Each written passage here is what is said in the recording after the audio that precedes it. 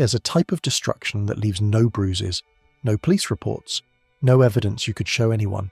You walk into work looking the same as always. Your friends see nothing different. Your family has no idea. But inside, something has been dismantled, piece by piece, day by day. So slowly you didn't even notice it happening until you woke up one morning and couldn't recognize the man in the mirror. I'm talking about psychological violence, the kind that never raises its voice, never throws a punch, never gives you a clear moment where you can say, that's when it happened. It's subtler than that. It's a tone of voice, a facial expression held half a second too long. A pause before answering, a sigh that says everything without saying anything. It's the slow, systematic erosion of a man's sense of self, conducted so quietly that he doesn't even know he's under attack. Today we're going to talk about how men are psychologically broken without being touched, how it happens, why it works, why men don't notice until it's too late, and what's actually going on beneath the surface of relationships that look perfectly normal from the outside but are silently destroying the man inside them. Let me start with something most men will never admit. Your sense of who you are, your confidence, your drive, your belief in yourself, is heavily influenced by how your woman perceives you. I know, you're supposed to be internally validated. You're supposed to derive your worth from within. You're supposed to be unshakable, grounded in your own evaluation of yourself regardless of what anyone else thinks. And in theory, that's true. But in practice, for most men, the woman in their life functions as a mirror, and what they see reflected back shapes how they see themselves. When she looks at you with admiration, you feel capable. When she laughs at your jokes, you feel funny. When she responds to you with desire, you feel desirable. When she trusts your decisions, you feel competent. Her perception becomes data that feeds your self-image. This isn't weakness. It's how intimate relationships work. You're bonded. You're connected. Her view of you matters because she matters. But here's where it gets dangerous. If her admiration can build you up, her contempt can tear you down. And this is exactly what happens in relationships where a man is being psychologically dismantled. The admiration that existed at the beginning, the way she looked at you, laughed at your jokes, hung on your words, it starts to fade.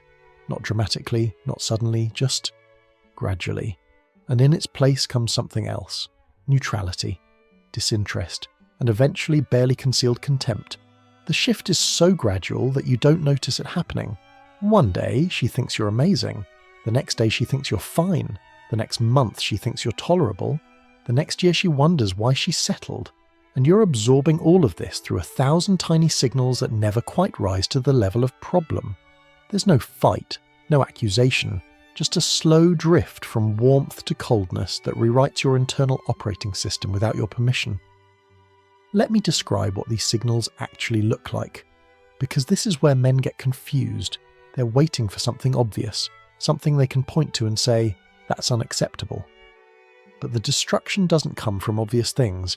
It comes from micro-disrespect, the accumulation of tiny moments that individually mean nothing but collectively devastate. It's the eye roll when you share an idea. It's the sigh before she answers your question. It's the way she looks at her phone while you're talking. It's the half-second delay before she responds, just long enough to communicate that your words aren't urgent. It's the joke at your expense in front of friends that everyone laughs at but leaves you feeling small. It's the correction of minor details in your stories, as if accuracy matters more than your dignity. It's the lack of enthusiasm when you accomplish something. It's the way she says, okay, flat, disengaged, barely acknowledging you spoke. None of these are crimes. None of them justify a confrontation. If you brought any single one up, you'd sound paranoid. She rolled her eyes once and you're upset. She corrected your story and now you're offended. Each incident is dismissible. That's precisely what makes the pattern so effective. You can't fight what you can't name. You can't resist what you can't identify. And so you absorb it.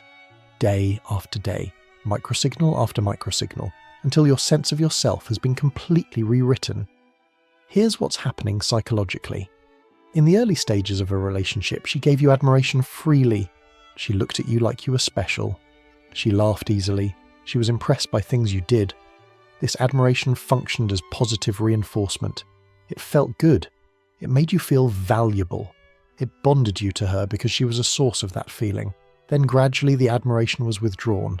Not all at once, that would be too obvious, just incrementally reduced. The laughs became less frequent. The impressed looks disappeared.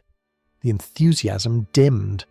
And now you're in a situation where you remember what it felt like to be admired by her, but you can't access it anymore. You know it's possible because it used to happen. So you try to earn it back. You do more, you try harder, you seek her approval in ways you never did before. This is emotional conditioning. The early admiration created dependency. The withdrawal of admiration created hunger, and now you're in a loop, working to restore something that she controls completely. She became the gatekeeper of your self-worth, without you ever agreeing to give her that power, and every time she withholds approval, you feel the deficit. Every time she grants a small amount, you feel relief. You're being trained like a lab rat pressing a lever for pellets that come less and less frequently. And here's the cruel part. The harder you try to earn her approval, the less attractive you become. Because the trying itself communicates that you've accepted a lower position. You're no longer the man she admired, you're the man seeking her admiration. The dynamic has flipped. You went from someone she looked up to into someone who looks up to her, and that inversion kills whatever attraction remained. This is what I call the collapse of masculine polarity. In the beginning, there was a natural dynamic. You led, she followed. You were grounded, she was drawn to that groundedness. You had a frame, and she existed within it. That's polarity. That's what creates attraction. But when respect disappears, polarity disappears with it. You become reactive instead of proactive, anxious instead of calm, approval-seeking instead of self-assured. The very qualities that made her want you in the first place have been systematically stripped away, not by anything you did, but by how her treatment of you rewired your psychology. Let me talk about something that happens deep inside a man during this process. He starts to adopt her evaluation as truth. This is critical to understand. When someone you love, someone you're bonded to, consistently treats you as if you're mediocre, your brain starts to believe it. Not because you've examined the evidence and concluded she's right, but because her perception starts to feel like reality. You stop asking, "Who am I?" and start asking, "How do I look in her eyes?" Your self-image becomes a function of her judgment. If she seems disappointed, you feel disappointing. If she seems unimpressed, you feel unimpressive. If she seems to tolerate you rather than want you, you feel tolerable at best. Her internal state becomes your internal state, reflected through the bond you share, and since her internal state toward you has been trending negative for months or years, your internal state about yourself follows. This is how a man can have a successful career, good health, loyal friends, money in the bank, all the external markers of competence, and still feel worthless. Because his primary measure of self has become one person's view, and that person has decided he's not enough. The external evidence doesn't matter. He feels what she projects, and what she projects is disappointment. Let me address something men confuse constantly: the difference between love and evaluation. In a healthy relationship, your partner loves you, accepts you, is on your team. Yes, they see your flaws. Yes, they might wish some things were different, but fundamentally, they're with you, not assessing whether to be with you. In the dynamic I'm describing, love has been replaced by constant evaluation. The man feels perpetually assessed, judged, ranked against some standard he can never quite reach. The relationship isn't a partnership, it's an ongoing audit, and he's always coming up short. He lives with the sense that his position is conditional, that he's on probation, that any moment the verdict could come in and he could be found wanting. This destroys a man in ways that are hard to articulate. Because you can't relax in your own relationship. You can't feel secure in your own home. You're always performing, always trying to prove something, always aware that you're being watched and measured.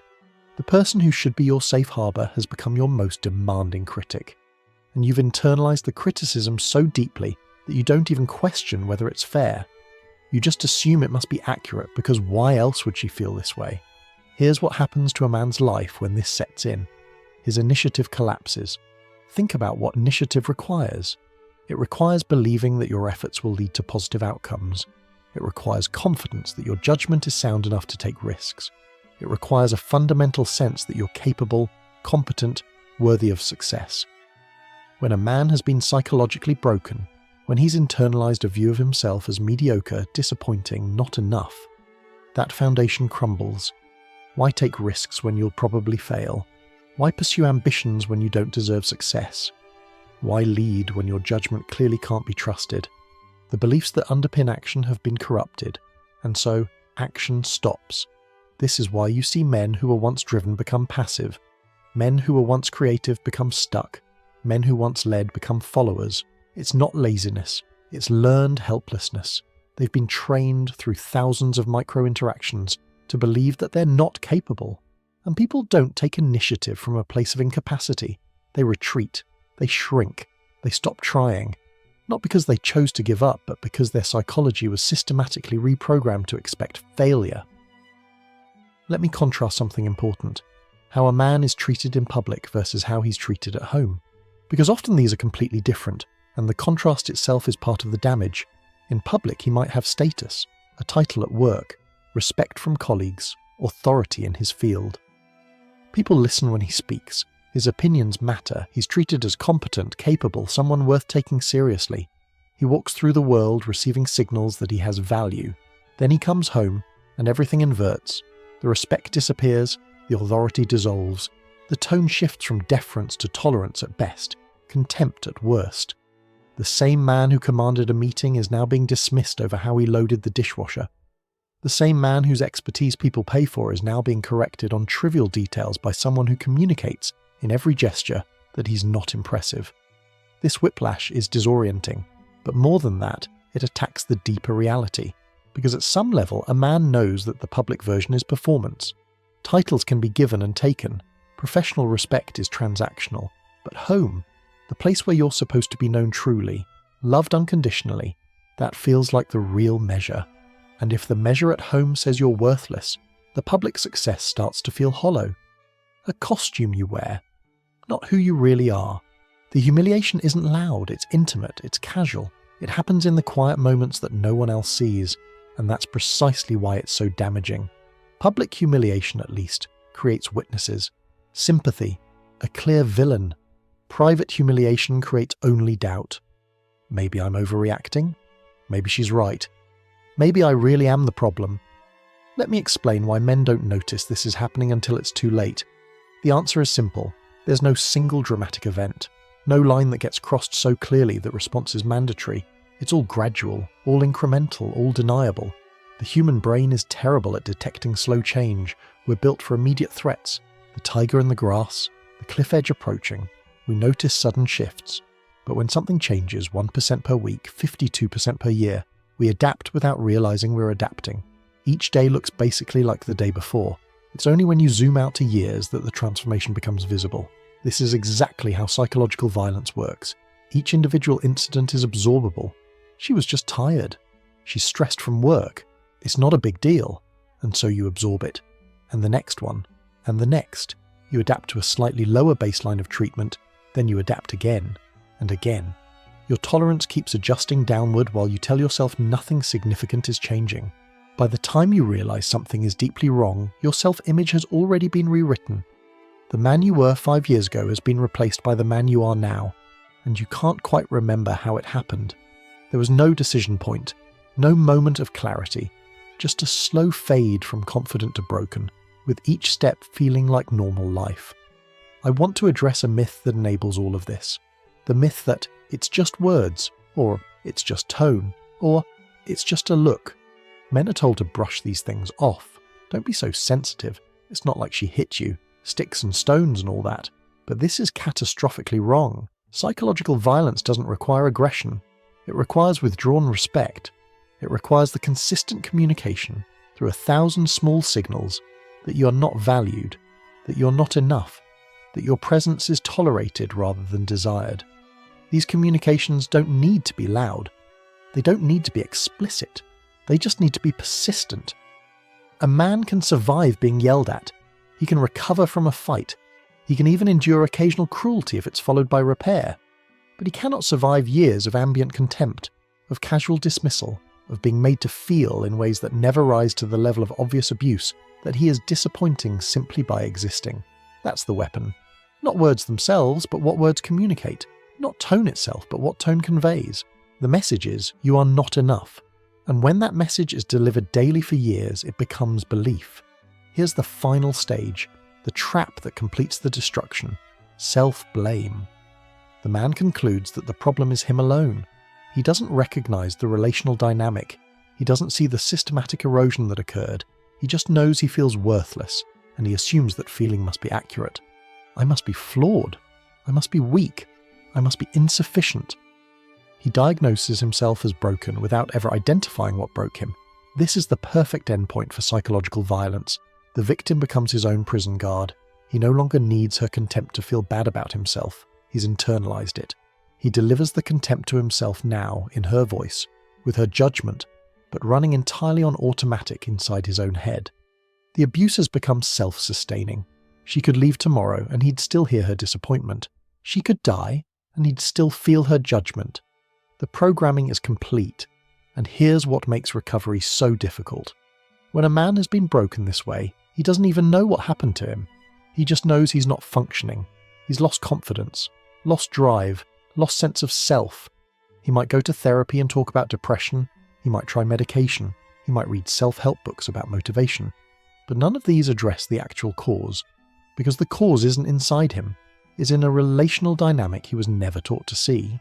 He'll try to fix himself while staying in the relationship that broke him. He'll wonder why he can't seem to improve despite all his efforts. He'll conclude he must be more broken than he thought. The therapy isn't working, the medication isn't working, the books aren't working. What he doesn't realize is that you cannot heal while the wound is still being inflicted. You cannot recover self-worth while living with someone who systematically erodes it. The treatment fails because the diagnosis is wrong. Let me tell you what this looks like from the outside, because you've probably seen these men without knowing what you were looking at. He used to be driven. Now he's just going through the motions. He used to have opinions. Now he defers on everything. He used to make decisions confidently. Now he second-guesses himself constantly. He used to have presence. Now he fades into the background of his own life. His friends notice he's different, but can't articulate how. His family sees him less, but doesn't question why. His colleagues watch his performance decline, but attribute it to stress or age. No one connects the dots to his relationship because the relationship looks fine from the outside. No fighting, no drama. Just two people living together who seem stable. Stable like a car slowly leaking oil. Stable like a foundation with hairline cracks. The catastrophe is already in progress. It's just not visible yet. And by the time it becomes visible, a breakdown, a collapse, a sudden exit, everyone will be shocked. I had no idea. They seemed fine. What happened? What happened is that a man was disassembled over years, piece by piece, signal by signal, until there was nothing left but the shell, and the person responsible will express concern. We'll wonder what went wrong with him, or maybe even comfort him as he crumbles, because the violence was invisible, because the weapon left no marks, because she can tell herself, and she might even believe it, that she never did anything wrong. Let me talk about why men are particularly vulnerable to this.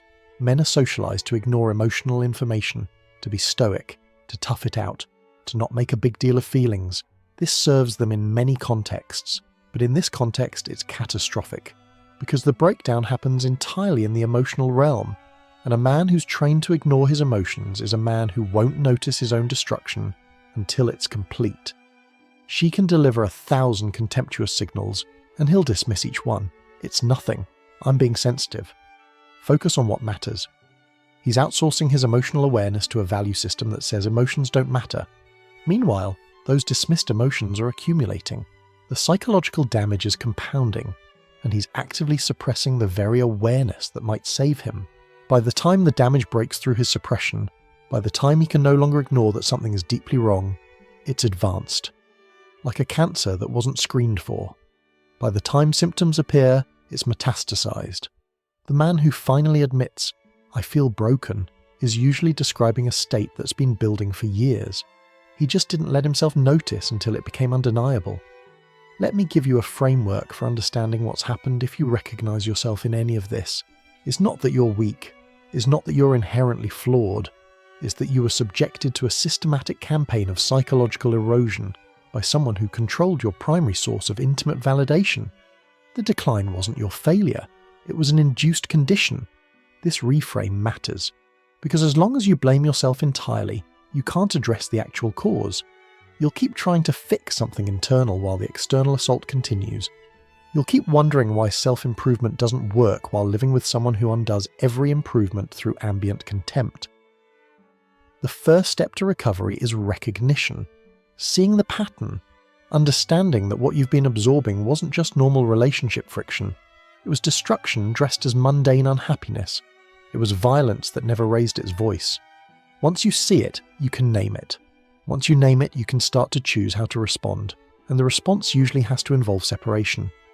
I know men don't want to hear this. They want a fix that keeps the relationship intact. They want to believe that if they just explain things correctly, she'll change. But psychological violence, like physical violence, doesn't stop because you ask nicely. It stops when you remove yourself from the situation, or when the situation changes so fundamentally that the dynamic is destroyed. You cannot negotiate your way to respect with someone who's lost respect for you. You cannot communicate your way to admiration with someone who views you with contempt. The feelings aren't intellectual positions that can be debated. They're emotional realities that exist regardless of your arguments. And as long as you stay, trying to convince her to feel differently, you're proving you don't have the self-respect to leave, which only deepens her contempt. The paradox is brutal. Leaving might be the only thing that earns her respect, but by the time you've been broken down enough to need that respect, you often don't have the psychological resources to leave. The trap is nearly perfect. The abuse destroys the capacity to escape the abuse. So, what do? First, you get external perspective. Talk to friends. Talk to a therapist, but one who understands relational dynamics, not one who will just medicate your symptoms. Talk to men who've been through this. Get outside the bubble of the relationship where her reality has become the only reality. You need other mirrors, other sources of reflection. Because the mirror she's providing is distorted, and you've been staring into it so long you think it's accurate. Second, you rebuild alternative sources of self-worth. This is why I constantly emphasize having a life outside the relationship. Career, fitness, friendships, purpose. These aren't just good for you generically. They're protection against exactly this situation. When your self-worth has multiple foundations, one person's contempt can't collapse the entire structure. When your identity is diversified, one failing asset doesn't bankrupt you. Third, you start testing boundaries. You say no to things you've been accepting. Fourth, you make peace with the possibility of leaving, not as a manipulation tactic, not as a threat, as a genuine option that you're genuinely willing to exercise. Because boundaries without willingness to enforce them are just suggestions, and suggestions get ignored. You need to know, deep in your bones, that you can survive without her. That leaving, while painful, is preferable to continued erosion. Only then do you have real leverage. Only then can anything actually change. Let me close with something important. If you've recognized yourself in this video, if you feel that slow hollowing out I've described, know that the recognition itself is significant. Most men never get there. They stay in the fog, feeling bad about themselves, never understanding why, slowly declining until they hit some kind of rock bottom. The fact that you can see the pattern means you still have enough self left to save. This isn't permanent.